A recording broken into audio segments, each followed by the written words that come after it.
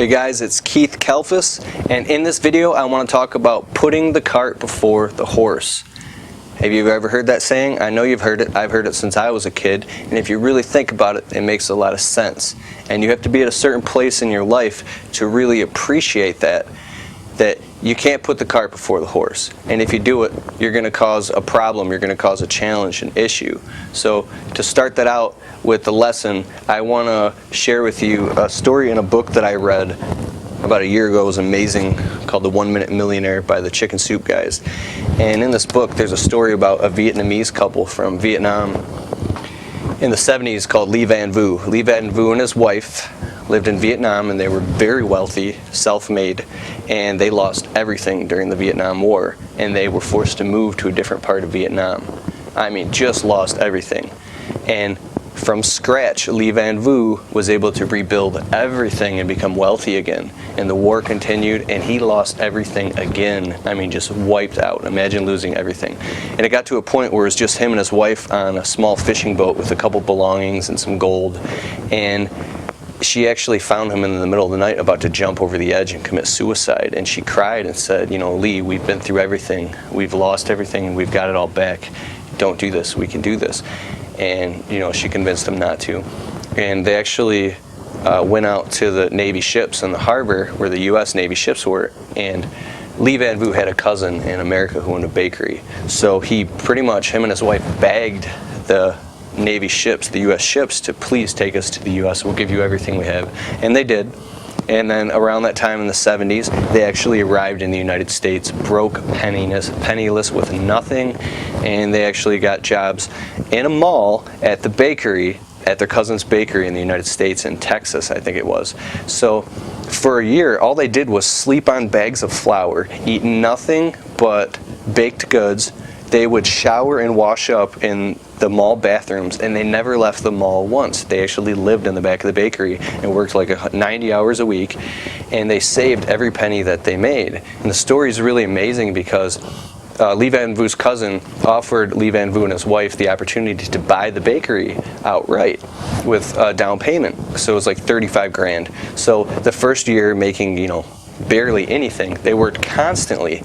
And once they got some money coming in, his wife really wanted to, let's go get an apartment, let's get a house or something, let's get a car.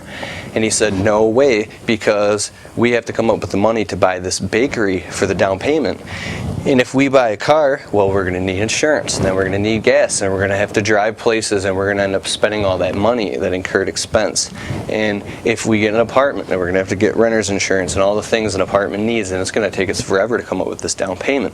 So an entire year came by, and they saved up pretty much $35,000 in cash, and they bought, you know, the down payment to the bakery and took over, and they owed like a balance of 80 grand. I don't know exactly, but I'm just saying for the video. And Lee Van Vu sat down and had another serious talk with his wife. He said, we're going to live in the bakery for another year, sleeping on bags of flour, eating nothing but baked goods, and showering in the mall bathroom to come up with this $80,000 and buy the bakery outright, or else it will take us forever to. And they did it. Bought the bakery outright. Today, Lee Van Vu and his wife are multimillionaires. They still live on a fraction of their income, and they're wealthy several times over because they really didn't put the cart before the horse. And I just really wanted to pound that lesson in, the Lee Van Vu lesson. So just really think about that.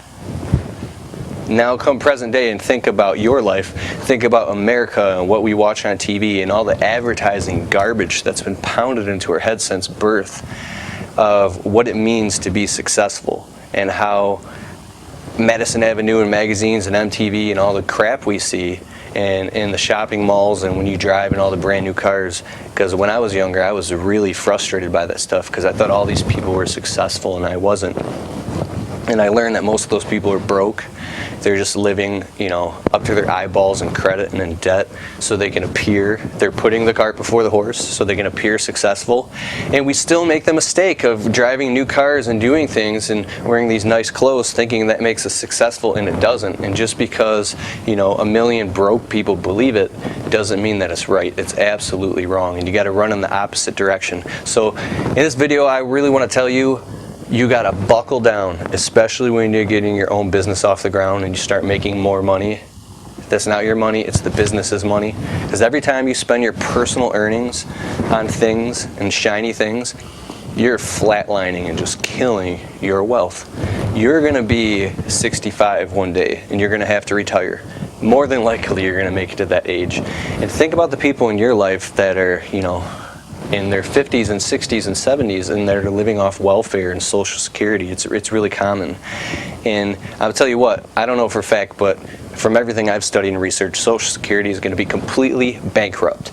There will be no savior, and it's going to be really, really hard times for a lot of people. So you got to take your wealth into your own hands.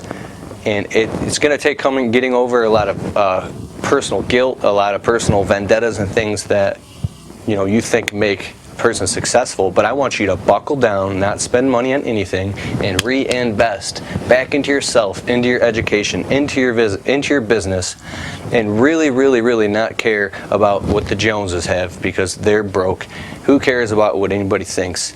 Really just buckle down and live well below your means and just keep investing in yourself. And then when 20 years goes by, you're going to come out in a place where people are going to be like, wow, how did he do it? How did she do it? And they're not going to understand because while they were busy, you get where I'm going with this. But this is an emergency. I was kind of doing the math the other day.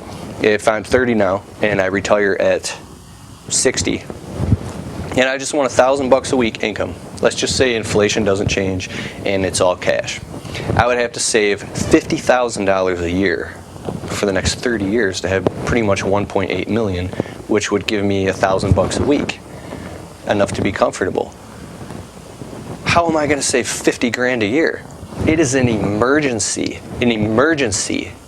to get wealthy. It's an emergency to get your act together and not put the cart before the horse, because that time is ticking and it's coming.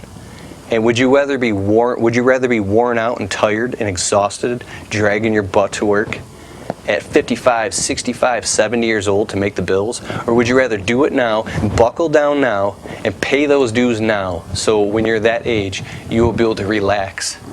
And no, you won't be so old that you won't be able to enjoy it. Because listen, if you're 65 and you're eating right and you're wealthy, or at least financially free, and you're having fun and say going on vacations and living a relaxed life, the things that you earned, you're not going to look old. You're going to be happy and vibrant.